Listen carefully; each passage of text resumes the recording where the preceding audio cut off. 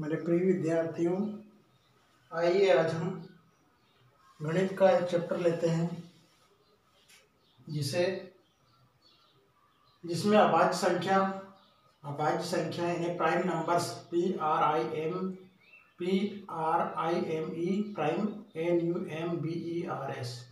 Prime numbers कहते हैं। वे संख्याएं प्राइम नंबर्स यानी अभाज्य संख्याएं क्या होती हैं? वे संख्याएं जिनके गुणनखंड एक या फिर स्वयं वही संख्या होती है, जिनके गुणनखंड एक या सिर्फ वही संख्याएं होती है, इन्हें हम अभाज्य संख्या कहते हैं। अब जैसे इसके एग्जाम्पल हम दिए देखें तो यानी उदाहरण देखें तो वो आते हैं 2, 3, 5, 7, 11, 13 इस तरह से और भी संख्या है। अब इन संख्या में आप कोई से 2 लीजिए, 2 का गुणनखंड 1 होता है, 2 का गुणनखंड 1 और ये स्वयं से ही विभाजित होती है, अन्य कोई संख्या इनको विभाजित नहीं कर सकती। 3 भी वैसी है, 5, 7, 11, 13 ये सब संख्याएं वैसी है। इस तरह 1 से लेकर 100 तक कुल 25 अभाज्य संख्याएं होती हैं। 1 से लेकर 100 तक कुल 25 अभाज्य संख्याएं 25 प्राइम नंबर्स होते हैं, 1 से लेकर 120 के बीच में।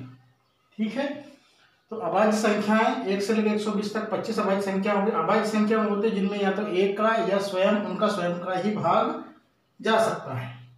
ठीक है, अब इसके बाद हम देखते हैं भाज्य संख्याएं। ये पहला नंबर डाल लेते हैं अभाज्य संख्या में, दूसरा नंबर डालते हैं हम भाज्य संख्याएं। भाज्य संख्याएं और इनको अंग्रेजी में कहते हैं कंपोजिट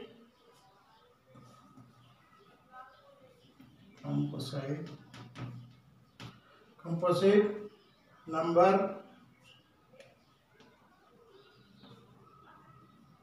कंपोजिट नंबर्स। वे संख्याएं जिनके गुणनखंड 2 या 2 से अधिक होते हैं। वे संख्याएं जिनके गुणनखंड 2 या 2 से अधिक होते हैं वे कहलाती हैं भाज्य संख्याएं। वे कहलाती हैं भाज्य संख्याएं। ध्यान देंगे, भाज्य संख्याएं जिनके गुणनखंड 2 या 2 से अधिक हो, 2 से अधिक हो, वे कहलाती हैं भाज्य संख्याएं। जैसे 4 है तो 4 के गुणनखंड क्या हो जाएंगे? 4 एकम 4, एक तो ये हो गया, ऐसा भी लिख सकते हैं, ऐसा भी लिख सकते हैं 4 एकम 4। फिर 4 के गुणनखंड और क्या हो सकते हैं? 2 गुणित 2। और 4 के गुणनखंड क्या हो सकते हैं? और 4 के गुणनखंड क्या लिख सकते हैं हम? 2 गुणनखंड हो गए हैं। और एक प्रकार से और लिख सकते हैं इसको हम, वो होगा 4 को 2 गुणित 2 गुणित 1 इस तरह से भी लिख सकते हैं हम। यानी कुल गुणनखंडों की जो संख्या होगी वो होगी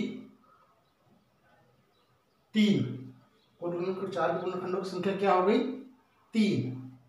अब इसके आगे यदि हम लेते हैं कोई दूसरी संख्या लेते हैं तो जैसे मान लो हमने लिया है 9। क्या लिया है हमने? 9 ले लिया। अब 9 भी क्या है? 9 भी क्या है?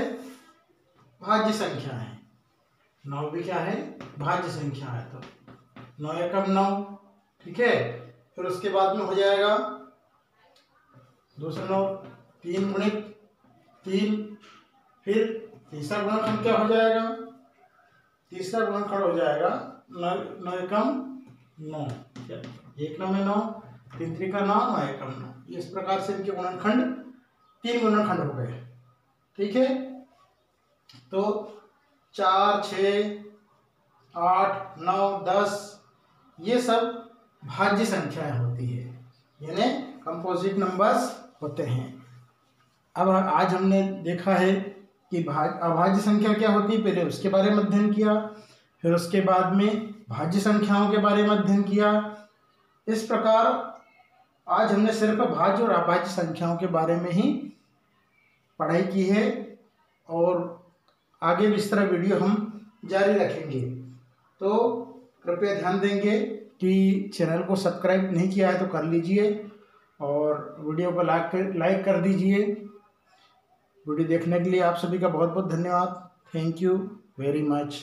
अगले वीडियो में मिलते हैं, तब तक के लिए आप सभी का बहुत बहुत धन्यवाद। Thank you.